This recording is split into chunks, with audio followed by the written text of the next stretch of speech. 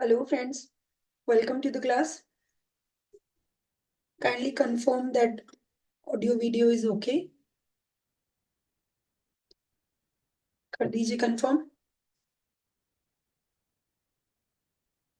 So आज हम लोग हमारा जो YTM टॉपिक चल रहा है उसका पार्ट 5 हम लोग करेंगे और आज एक्चुअली हम क्योंकि अब हम न्यूमेरिकल पार्ट पे आ चुके हैं इस चैप्टर के, तो आज हम लोग न्यूमेरिकल से ही स्टार्टिंग करेंगे. So, कल हम लोगों ने एक कंसेप्ट पढ़ा था, दैट इज YTM.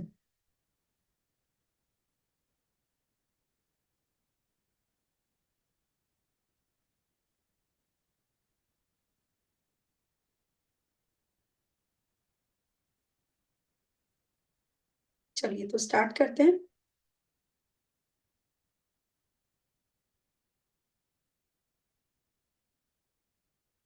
देखिए ये न्यूमेरिकल है आपके सामने. ये हमारा इस न्यूमेरिकल को समझते हैं.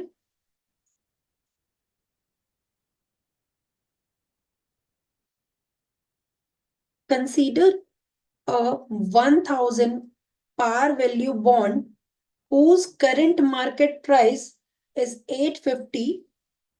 सो हमारा एक बॉन्ड है जिसका जो प्राइस है वो है 1000 और जो मार्केट प्राइस है वो है 850. राइट. बॉन्ड के ऊपर जो कूपन रेट है वो है 8%. जो मैच्योरिटी पीरियड है वो है 9 years. आपको बताना है what would be the rate of return that an investor earns if he purchase the bond and holds until maturity. So आपको बताना है कि सपोज मिस्टर ए जो है उन्होंने एक बॉन्ड परचेज किया. अभी उसका मार्केट प्राइस क्या है 850. फेस वैल्यू उसका क्या है, मेच्योरिटी पे कितना मिलेगा 1000. और इस पे ब्याज कितना मिलेगा उनको, कूपन रेट 8% का ब्याज मिलेगा उनको. कितने सालों तक मिलेगा, मेच्योरिटी 9 years. और उसके अलावा ठीक है. तो ये इंफॉर्मेशन हमारे पास अवेलेबल है.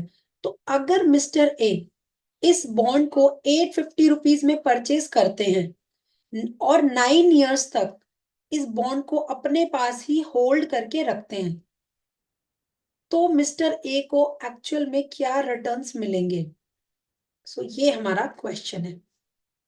आई होप आप लोग को क्वेश्चन समझ आया होगा. राइट. सो देखिए सॉल्यूशन देखिए इसका. अगर सपोज केडी मतलब क्या हुआ, कॉस्ट ऑफ कैपिटल.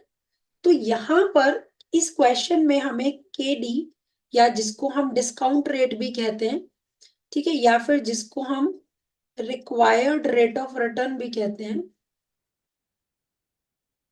ठीक है, रिक्वायर्ड रेट ऑफ रिटर्न भी हम जिसको कहते हैं. तो ये जो रेट है ना ये हमें नहीं पता. राइट. क्योंकि ये रेट ही तो वाईटीएम है. राइट. सो ये रेट हमें फाइंड आउट करना है. अगर कॉस्ट ऑफ कैपिटल हमारा वाईटीएम है तो हमारा जब हम वैल्यू ऑफ बॉन्ड निकालेंगे, मतलब बॉन्ड का जब प्रेजेंट वैल्यू निकालेंगे, तो उसकी जो वैल्यू है वो जिस रेट पे वो 850 के बराबर आ जाएगी, दैट रेट विल बी और YTM. राइट. कल हम लोगों ने यही तो सीखा था. YTM क्या होता है, YTM वो परसेंटेज होता है जिस परसेंटेज पे मार्केट प्राइस और present value of any bond बराबर होते हैं. तो जिस परसेंटेज या जिस डिस्काउंट रेट पे ये दोनों बराबर होते हैं वो डिस्काउंट रेट ही हमारा YTM कहलाता है. क्लियर. सो अब आप इसको देखिए.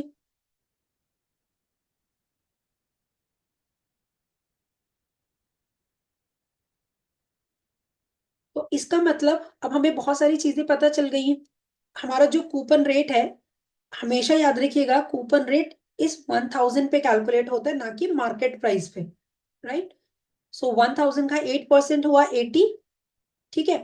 परसेंट हमें पता नहीं है, मेच्योरिटी है 9 ईयर्स और रिडम्पशन वैल्यू कितनी है 1000 आफ्टर 9 ईयर्स। ठीक है, तो अब यहाँ पर क्या है ना, ये कॉस्ट ऑफ कैपिटल या ये डिस्काउंट रेट निकालने के लिए इसका एज सच कोई डायरेक्ट फॉर्मूला या कोई मेथड नहीं है। इसमें हमें क्या करना पड़ता है, इसमें हमें हिट एंड ट्रायल लगाना पड़ता है। हिट एंड ट्रायल मतलब कि हमें परसेंटेज को लगा लगा के देखना होता है कि कौन सी परसेंटेज पे हमारी जो प्रेजेंट वैल्यू है बॉन्ड की वो क्या आ रही है, right. So just for example हम लोगों ने 12% पे ट्राई किया, राइट। तो जब हमने 12% पे ट्राई किया तो हमारी जो वैल्यू है वो कितनी आई, 787.24। ठीक है, 787.24 हमारी क्या आ गई, वैल्यू आ गई। लेकिन हमें कितनी चाहिए, मार्केट प्राइस तो 850 है, तो दैट मीन्स 12% हमारा आंसर नहीं है। ठीक है, तो क्योंकि अबव वैल्यूज जो है वो 850 से कम है, तो हमें क्या करना पड़ेगा, हमें इस परसेंटेज से थोड़ा नीचे जाना पड़ेगा। Try, we have to try with value less than 12%। क्योंकि देखिए जितना हायर परसेंटेज होगा ना उतना ही कम ये वैल्यू होती जाएगी। तो हमें कम तो नहीं करनी है, हमें बढ़ानी है। तो हम क्या करेंगे, हम 12% से एक कम परसेंटेज लेंगे। ठीक है, सो देखिए अभी मैं इसको थोड़ा सा आपको यहाँ पर सिंप्लीफाई भी कर देती हूँ। देखिए क्वेश्चन की सिचुएशन कुछ ऐसे है, 1000 और उसका जो कूपन रेट है वो है 8% फॉर 9 ईयर्स। ठीक है, और इस पे जो मार्केट प्राइस है जिस रेट पे वो खरीदा गया है वो है 850। इस क्वेश्चन में हमसे पूछा है Y T M. Y T M वो परसेंटेज होता है जिस परसेंटेज पे ये मार्केट प्राइस और जो हम वैल्यू ऑफ बॉन्ड निकालते हैं ना, जो हमने कल सीखा था, ये दोनों जिस रेट पे बराबर होंगे। तो हमें पता है मार्केट प्राइस 850 है, सो दैट मीन्स हमें वो परसेंटेज चाहिए जिस परसेंटेज पे हमारा प्रेजेंट वैल्यू 850 आ जाए, राइट। सो इसके लिए हम लोगों ने 12% पे एक ट्रायल करके देखा।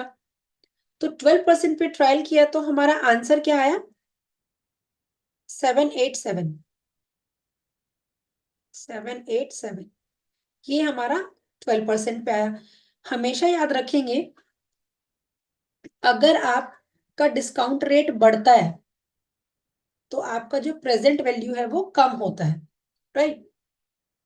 तो अब अगर 12% पे प्रेजेंट वैल्यू हमारा 787 है और हमें इसको ऊपर बढ़ाना है तो हमें परसेंटेज को नीचे लाना पड़ेगा, डाउन करना पड़ेगा।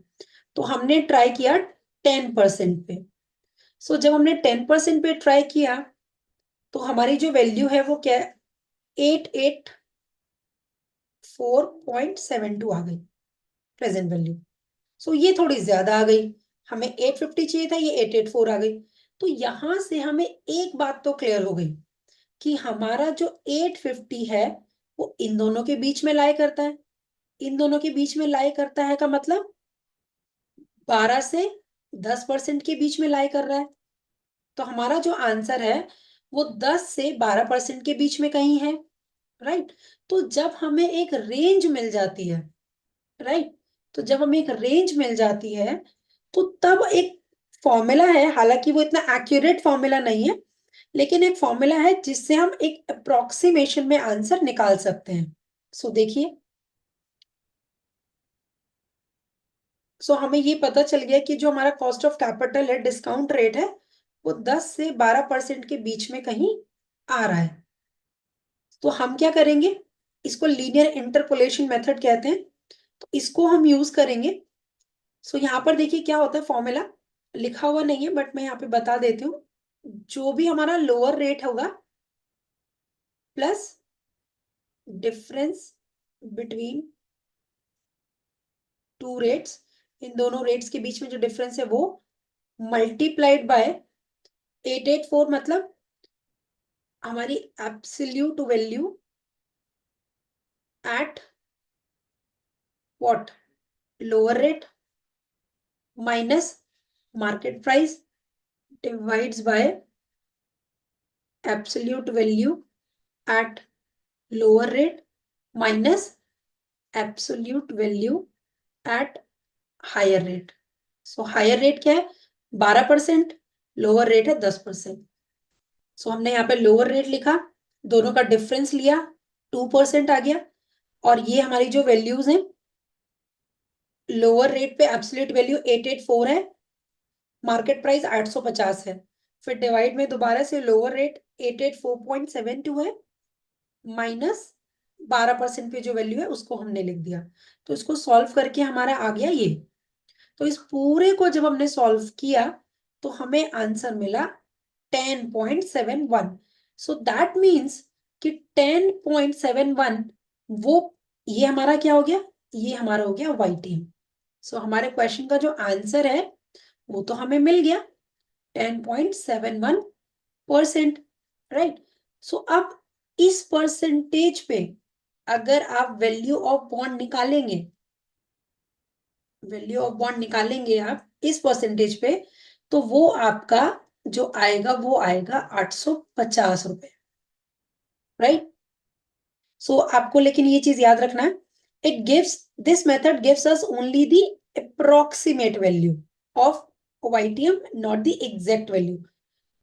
तो यहां से जो हमें आंसर मिलता है वो भी एग्जैक्ट नहीं मिलता, वो हमें क्या मिलता है? एक अप्रोक्सीमेटली आंसर मिलता है.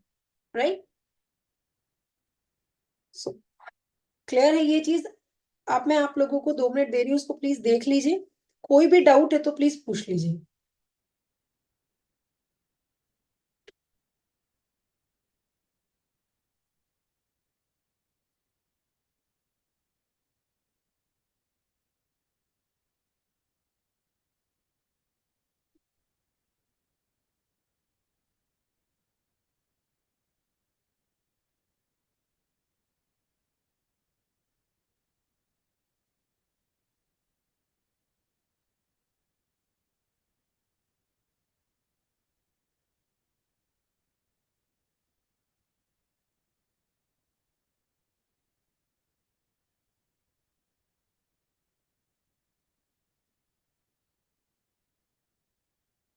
देखिए, थोड़ा न्यूमेरिकल हम जब भी करते हैं तो एक तो कैलकुलेटर अपने साथ लेकर आप बैठिए क्लास में. राइट. उससे क्या होगा कि आप हैंड टू हैंड आप ट्राई करते रहेंगे कि ठीक है, ये कैलकुलेशन किया तो हमें ये रिजल्ट मिला.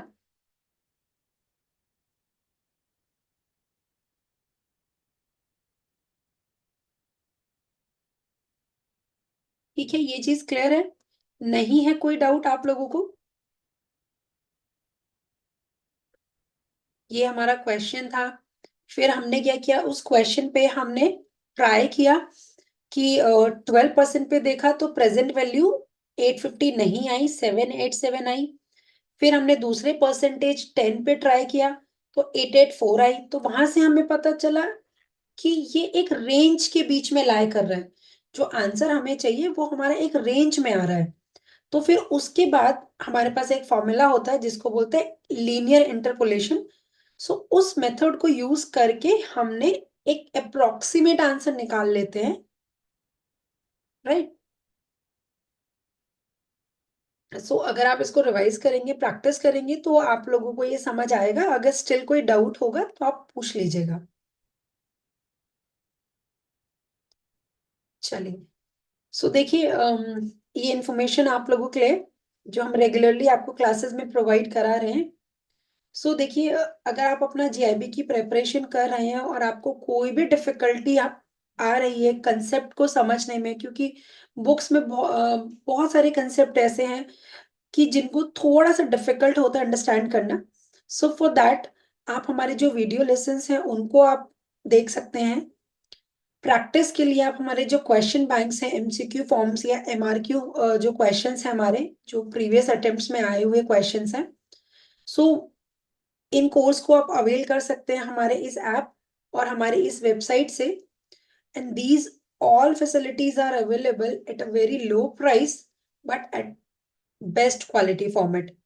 सो काइंडली गो थ्रू वंस और आप वहां पर जाके चेकआउट कीजिए, जो भी आपको लगता है एज पर योर रिक्वायरमेंट आप उन कोर्स को अवेल कीजिए और अपना जो जेआईबी की प्रिपरेशन है उसको और फुल प्रूफ कीजिए। चल, सो आगे बढ़ते हैं हम लोग। अब जब वाईटीएम का टॉपिक खत्म हो जाता है, फिर उसके बाद हमारा नेक्स्ट कंसेप्ट आता है duration of bond, right. So duration of bond क्या होता है? It is that holding period at the end of which the holder of the bond is not affected by the interest rate risk. So duration क्या होता है?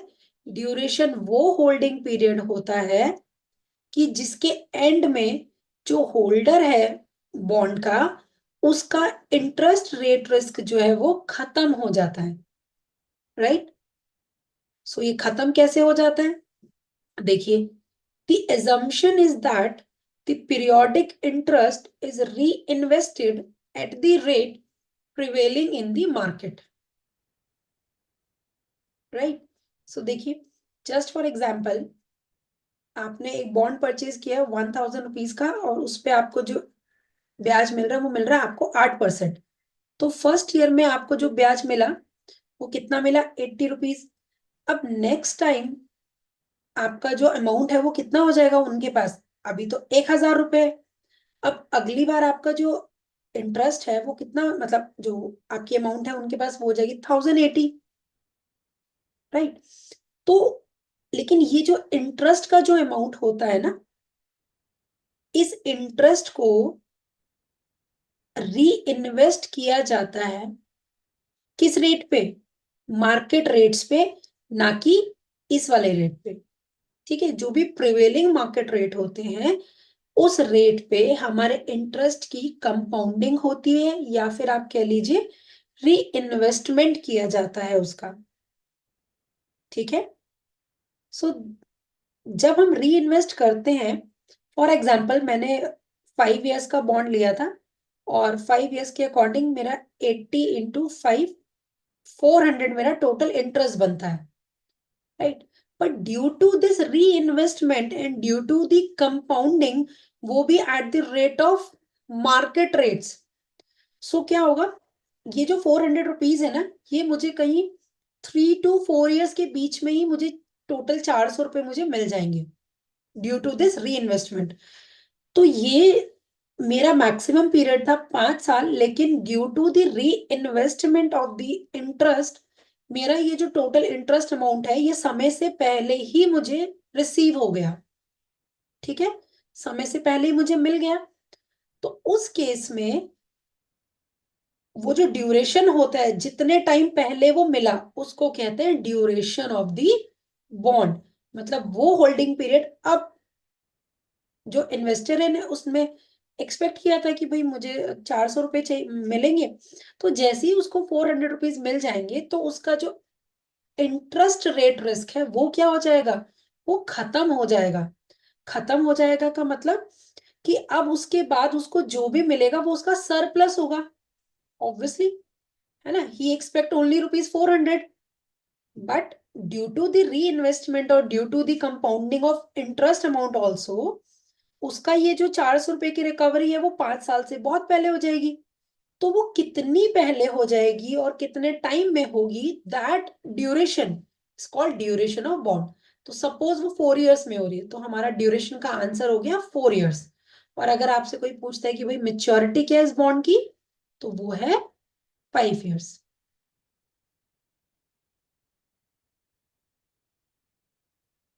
ठीक है,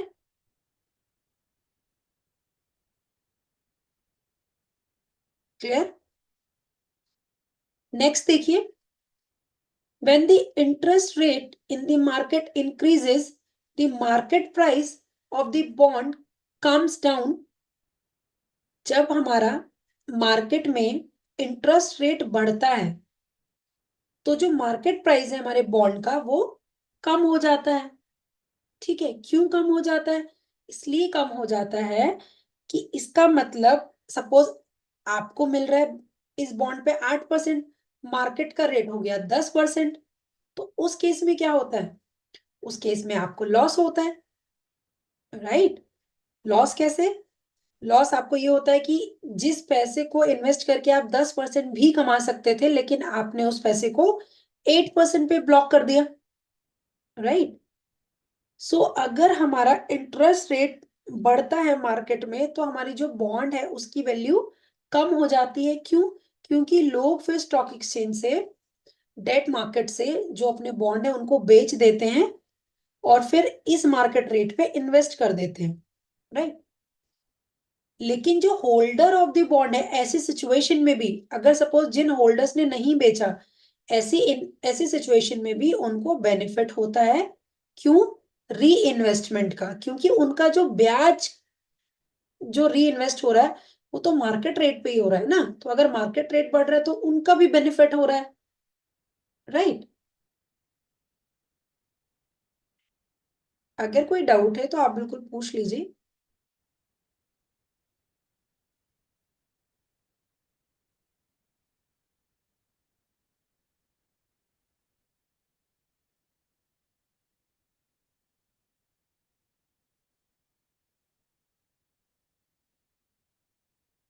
फिर next देखिए, the concept was first introduced by Frederick Macaulay, thus is called by his name as Macaulay duration. So इसको हम Macaulay duration भी कहते हैं। ठीक है। सो इसको simple duration of the bond भी कहते हैं और मैकॉले ड्यूरेशन भी कहते हैं। राइट। सो एक बार इन पॉइंट्स को दोबारा देख लीजिए। It is that holding period at the end of which the holder of bond is not affected by the interest rate risk. Right. कि जो वो होल्डिंग पीरियड जिसके बाद हमारा जो इंटरेस्ट रेट रिस्क है वो खत्म हो जाएगा। Right. The assumption is that the periodic interest is reinvested at the rate prevailing in the market. So assumption क्या है इस चीज की? कि इसको री इन्वेस्ट किया जाता है मार्केट के प्रिवेलिंग रेट्स पे, जो मार्केट में इंटरेस्ट रेट्स चल रहे हैं उन पे। मतलब हमें जो इंटरेस्ट मिलेगा वो तो मिलेगा हमें 80%, सॉरी 8%, 80 रुपीज मिलेगा। राइट। लेकिन ये 80 रुपीज जो इन्वेस्ट होगा वो इन्वेस्ट होगा मार्केट रेट्स के अकॉर्डिंग। हमें तो 80 रुपीज ही मिलेगा एनुअली, लेकिन फिर हमारा ये जो इंटरेस्ट की अमाउंट है ये एड ऑन होके और इस पे हमें मार्केट रेट पे हमें इंटरेस्ट मिलते रहेगा। राइट। सो जब इंटरेस्ट रेट हमारे मार्केट में बढ़ जाते हैं तो जो मार्केट प्राइस है बॉन्ड का वो थोड़ा नीचे आ जाता है। उसका रीजन यही है क्योंकि फिर जो बॉन्ड है उनके रिटर्न्स कम हो जाते हैं, और जब बॉन्ड के रिटर्न्स कम हो जाते हैं तो फिर लोग उसमें कम इंटरेस्ट दिखाते हैं, तो वो थोड़े, उसका जो प्राइस है वो डाउन हो जाता है। लेकिन जो होल्डर ऑफ द बॉन्ड है उसको क्या होता है? उसको गेन होता है री इन्वेस्टमेंट पे।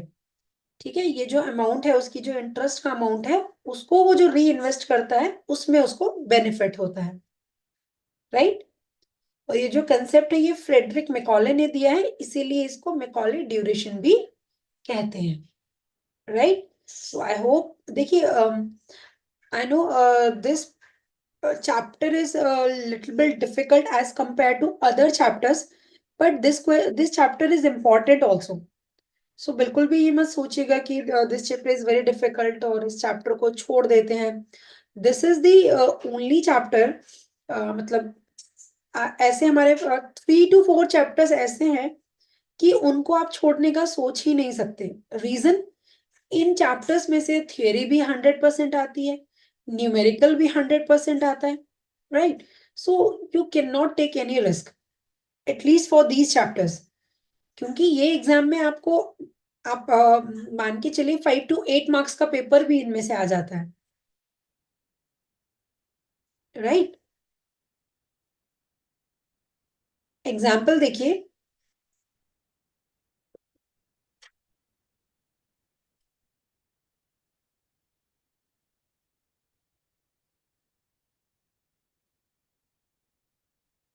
देखिए सपोज एक बॉन्ड है, उसकी फेस वैल्यू है 1000, उसका कूपन है 10%, मेच्योरिटी है 5 years। to hold the bond till maturity with a YTM of YTM of 10%, you have assumed that you will able to reinvest your yearly coupon payment of 100 at 10% per annum. So that means कि भाई आपका जो amount है, जो 100 rupees आपको ये मिल रहा है, इसको आप क्या कर सकते हैं, इसको आप री इन्वेस्ट कर सकते हैं, जो आपकी ईयरली कूपन अमाउंट है इसको. What happens if immediately after your purchase of the bond, the interest rate in the market increases to 11%? So जैसे ही आपने, देखिए आपने बॉन्ड परचेज किया, 1,000 रुपए का बॉन्ड परचेज किया 10% के ब्याज पे, लेकिन तुरंत ही फिर मार्केट में जो रेट है वो कितने हो गए, 11% हो गए, right. So the market rate of bond will come down below your purchase price. So अगर सपोज आपने 1,000 का अगर आपने ये बॉन्ड परचेज किया हुआ तो वो 900 समथिंग उसकी कोई वैल्यू हो गई होगी, राइट.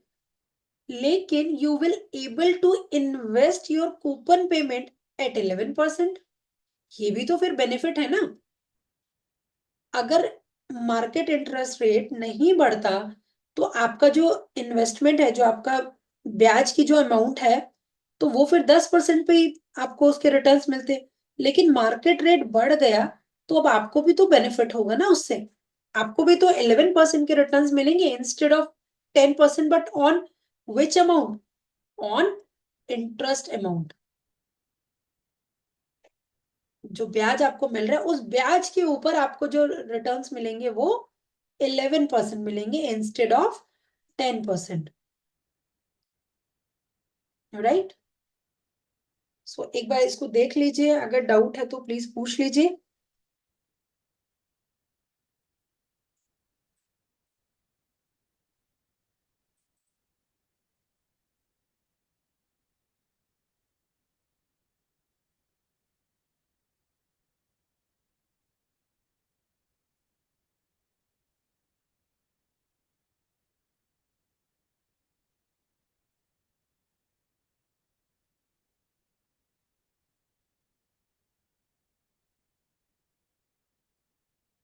चलिए, सो आगे बढ़ते हैं हम लोग.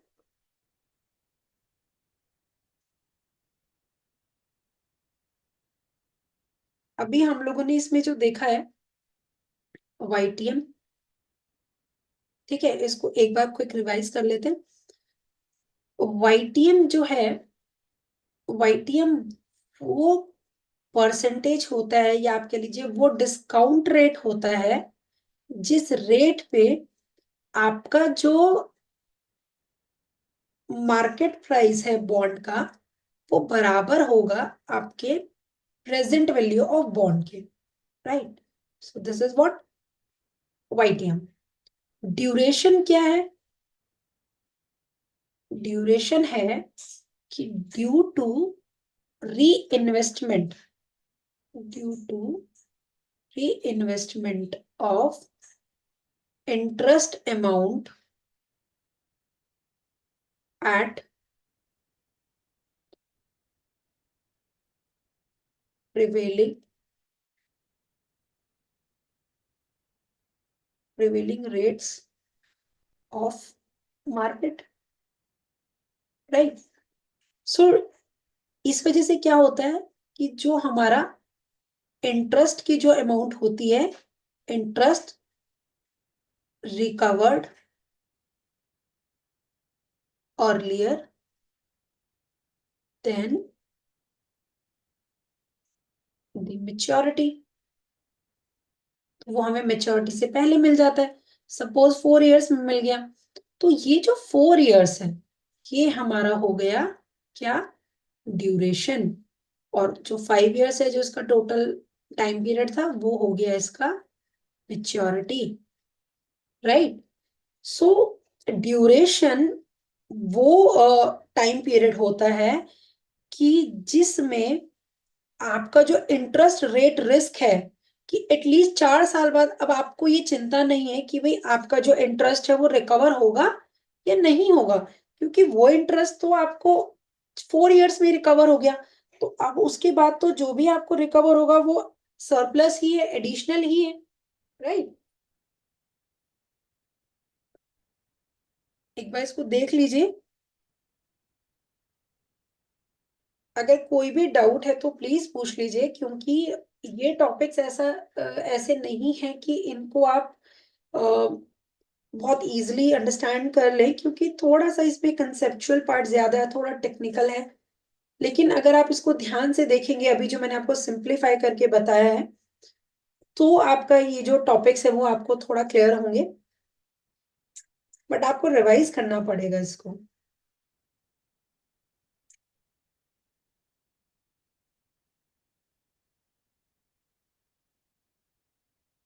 राइट। और फिर हम उसके बाद हमने जो न्यूमेरिकल देखा था, न्यूमेरिकल में हमारे क्या था, न्यूमेरिकल में हमारे था कि हमने क्या किया, hit and trial method use किया। Right. Hit and trial method कैसे यूज किया, हम लोगों ने देखा, पहले हमने 12% पे वैल्यूज पुट की, और हमने उसमें क्या निकाला, वैल्यू ऑफ बॉन्ड निकाला। वैल्यू ऑफ बॉन्ड का फॉर्मूला क्या है, मैंने आप लोगों को बताया था, कूपन अमाउंट इनटू 1/1 प्लस, इसको थोड़ा सिंप्लीफाई कर रही हूं मैं, power n plus redeemable value into power nth। Right. So coupon amount हमारा इस क्वेश्चन में कितना है, 80 इंटू 1/1 प्लस आर। आर हमें दिया नहीं है इस क्वेश्चन में, बट हम ट्राई करके देख रहे हैं 12%, तो ये हो जाएगा 0.12। नंबर ऑफ ईयर्स कितने हमारे, 9। और रिडम्पशन वैल्यू कितनी है हमारी, 1000। ठीक है। इंटू 1/1 प्लस 0.12, लेकिन यहाँ पर हमें 9th ईयर चाहिए सिर्फ। ठीक है।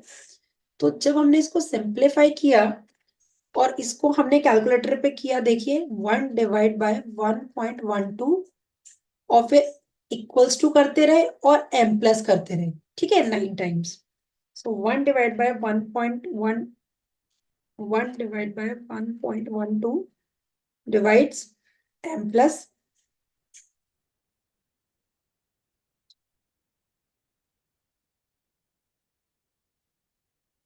9 टाइम किया, और फिर हमने उसको MRC कर दिया। तो जब हमने MRC किया तो हमें रिजल्ट मिला 5.328 समथिंग प्लस 1000 इंटू, अब यहाँ पर हमें सिर्फ 9th की वैल्यू चाहिए, तो हम चाहें तो जब उस समय हम m प्लस कर रहे होंगे तो 9th की वैल्यू को नोट डाउन करके भी रख सकते हैं, या दोबारा भी निकाल सकते हैं। 1/1.12, इस बार m प्लस नहीं करेंगे, बस 9 टाइम्स इक्वल्स टू प्रेस करेंगे।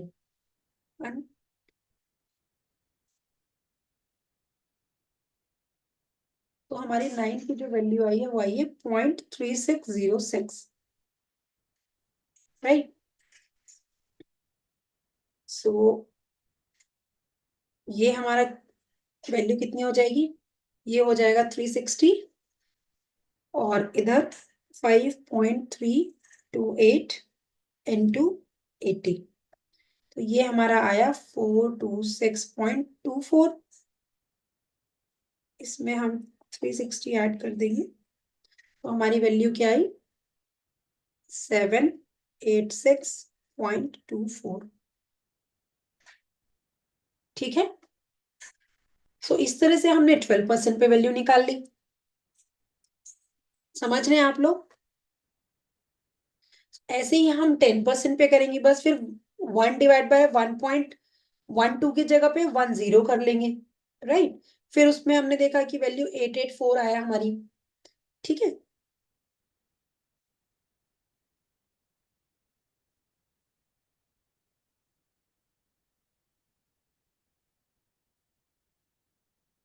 सो इसको प्लीज जितना भी मैंने आपको आज कराया उसको रिवाइज कर लीजिएगा, क्योंकि रिवाइज अगर नहीं करेंगे तो सब वॉश आउट हो जाएगा। राइट। सो अगर आपकी कोई भी क्वेरीज है तो आप पूछ लीजिएगा, और अकॉर्डिंगली आप क्लास को लाइक डिसलाइक कर दीजिएगा, जैसा भी आपको लगा है।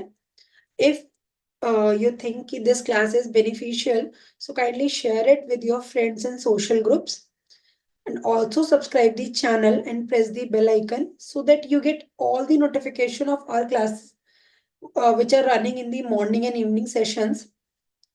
Right. So thank you so much, and we will continue in the next class.